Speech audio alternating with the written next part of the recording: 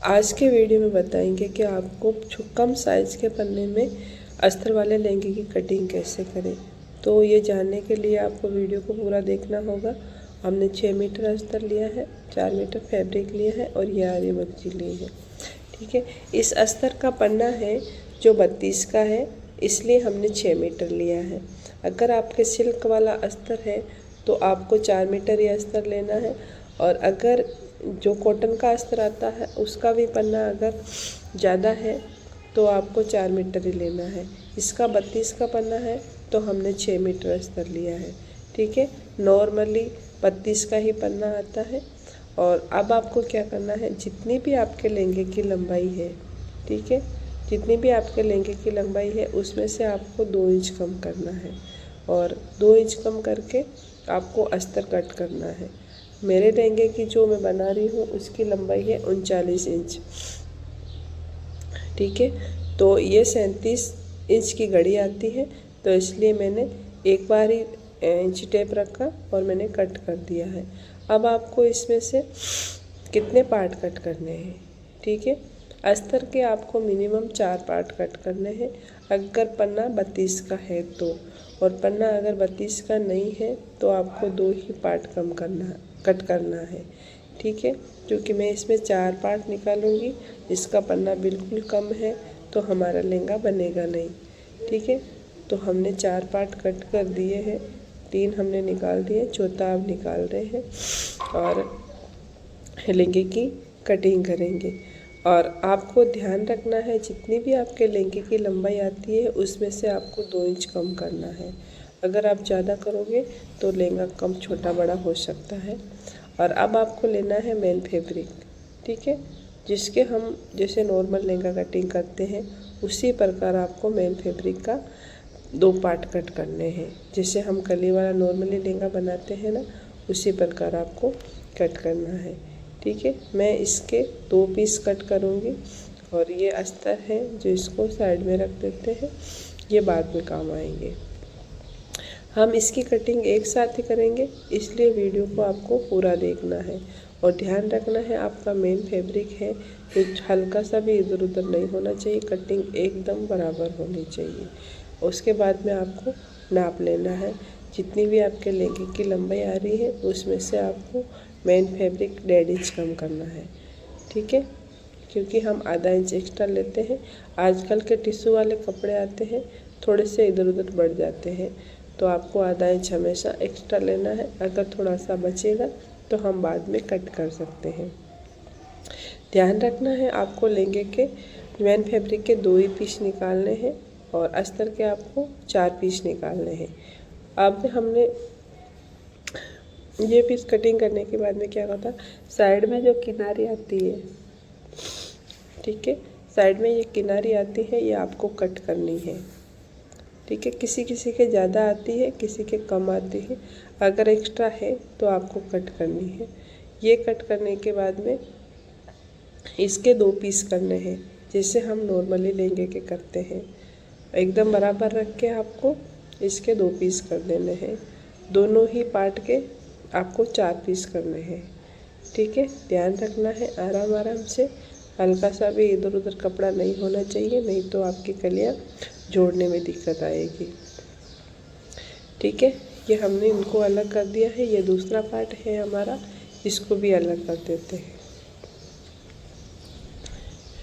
एकदम आपको पट्टी जो निकालनी है वो बराबर निकालनी है, और ध्यान रखना है कपड़े का बराबर इस तरह देखो खींच के ये पट्टी निकालनी है। ये पट्टी इसलिए निकाल रहे हैं, जब हम कली को मोड़ेंगे ना तब ये पट्टी थोड़ी सी बड़ी मोटी आती, किसी किसी में सॉफ्ट आती है तो चल जाता है, और किसी में थोड़ी पट्टी ये कड़क आती है तो मोड़ते हैं तब कली में, मतलब कली मोड़ने पर मोटी बनती है और उसकी सिलाई बराबर नहीं आती है, तो ये निकालना बहुत ही ज़रूरी है। अब क्या करना है, ये चारों के चारों पार्ट आपको अलग करना है।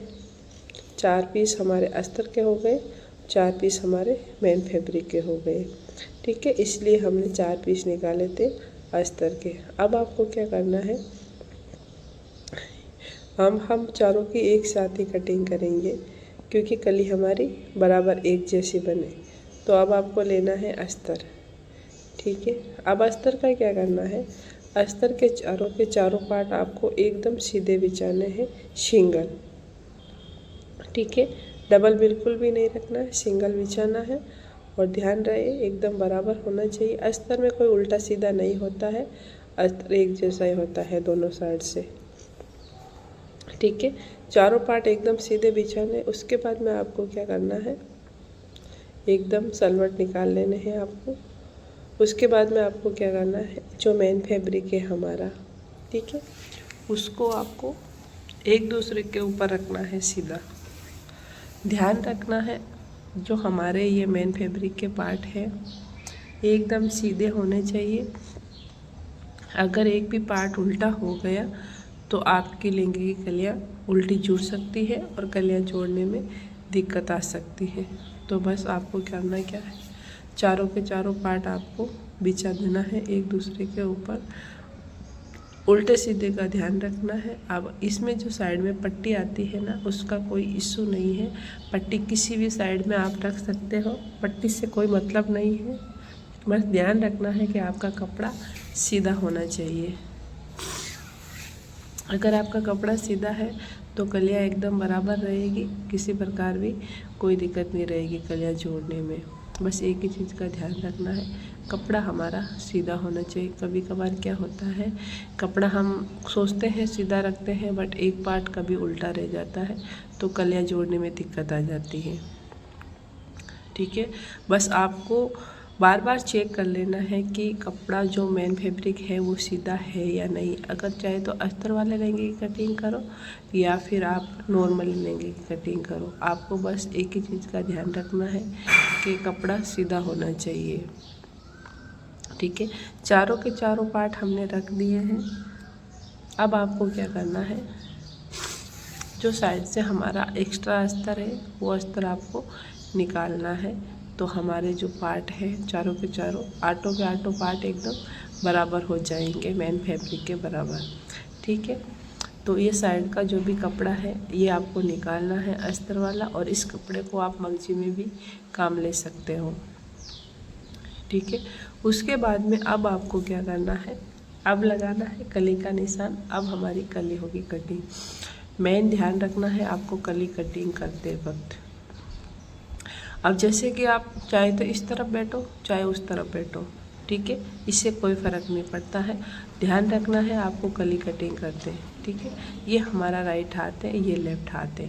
ठीक है, अगर आप लेफ़्ट से कटिंग करोगे तो उस साइड में बैठोगे तब भी आपका लेफ़्ट हाथ ही आएगा, और अगर आप राइट हाथ से कटिंग करोगे, ठीक है, ये राइट है, अगर राइट से कटिंग करोगे तो उस साइड में भी आप बैठोगे ना तो ये आपका राइट ही आएगा। तो आपको ध्यान रखना है, आपका राइट हाथ है उस तरफ आपको कली का निशान लगाना है। इस तरह आपको कलियाँ जोड़ने में बिल्कुल भी दिक्कत नहीं आएगी। और इसमें भी आप गुम सिलाई भी कर सकते हो और इसको मतलब नॉर्मली चिपका कर भी बना सकते हो। ठीक है, कली का निशान लगाने के बाद में आपको इंची टेप को रखना है। इंची टेप रखने के बाद में आपको क्या करना है, हल्के हल्के आपको डॉट्स लगाने हैं। ठीक है, क्योंकि आजकल कपड़े थोड़े सिल्की आते हैं, अगर हम इसके पास में लाइन खींचते हैं ना इस तरह तो कपड़ा इधर उधर हो जाता है, इंची टेप हल जाता है। तो ये निशान लगाने के बाद आप स्केल रख के भी इस निशान को बराबर कर सकते हो, या फिर अगर आपका हाथ सीधा चलता है तो भी आप बराबर कटिंग कर सकते हो। ठीक है, ध्यान रखना कि ये निशान टेढ़ा मेढ़ा नहीं होना चाहिए। और ये कलियाँ हैं जो हमारी आटों की आटों एक साथ कटिंग हो गई। इसका एक फ़ायदा है कि अगर हम दोनों को एक साथ कटिंग करते हैं ना तो हमारी कलियाँ और अस्तर की कलियाँ, मतलब मेन फैब्रिक की कलियाँ और अस्तर की कलियाँ हमारी एक ही साइज़ की कटिंग होती है, तो इसमें जोड़ने में हमें दिक्कत नहीं आती है। अब आपको क्या करना है, कलियाँ कटिंग करने के बाद हमें चिपकानी है। ठीक है, तो आपको किस चीज़ का ध्यान रखना है, ये हमारी जो है 8 कली है और 8 कली साइड में रख दी हमने। पहले आपको अस्तर लेना है, अस्तर के ऊपर एकदम बराबर मेन फैब्रिक को बिछाना है।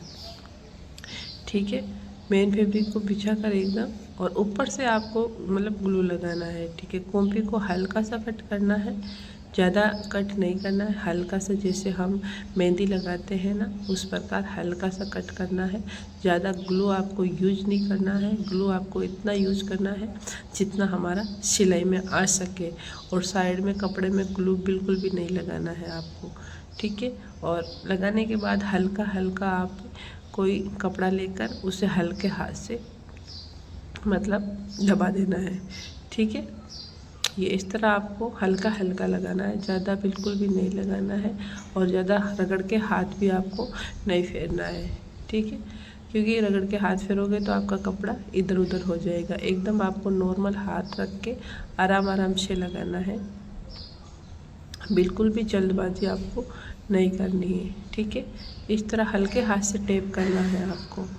और अब जैसे कि आप नीचे लगा रहे हो ग्लू लगाने के बाद आपको हाथ से थोड़ा कपड़े को बराबर कर लेना है, ठीक है, क्योंकि हमारे कपड़े में झोल ना रहे, ठीक है। इस तरह से आपको एकदम कली को, ये हमारी कली चिपक गई, इसे सूखने के लिए रख देना है। जब तक हम कलियाँ चिपकाते हैं तब तक हमारी एक दो कली मतलब सूख जाती है, ज़्यादा टाइम नहीं लगता है, ठीक है। तो सारी की सारी कलियाँ आपको इसी तरह चिपकानी है।